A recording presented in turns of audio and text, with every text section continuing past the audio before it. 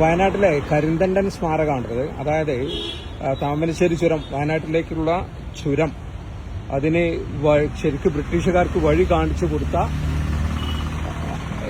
പണിയ മൂപ്പൻ കരിന്തണ്ടൻ. ഇതിൽ എഴുതിയിട്ടുണ്ട് ഇവിടെ കരിന്തണ്ടൻ സ്മാരകം. 1750-നും 1800-നും കാലഘട്ടത്തിൽ ശിപ്പിരത്തോട് കാടുകളിൽ ജീവിച്ചിരുന്ന പണിയമൂപ്പനാണ് കരിന്തണ്ടൻ. താമരശ്ശേരി ചുരത്തിന്റെ ഉപജ്ഞാതാവായ ഇദ്ദേഹത്തെ ബ്രിട്ടീഷുകാർ കൊലപ്പെടുത്തുകയാണ്. അതായത് വഴിയൊക്കെ കാണിച്ചു കൊടുത്തതിന് ശേഷം അതിന്റെ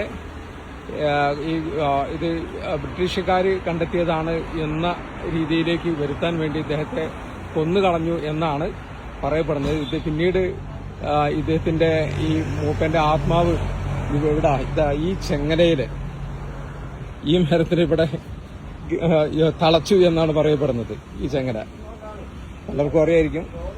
ഏതായാലും വയനാട്ടിലേക്ക് വരുന്ന ആളുകളൊക്കെ പലപ്പോഴും ഇവിടെ സന്ദർശിക്കാറുണ്ട്.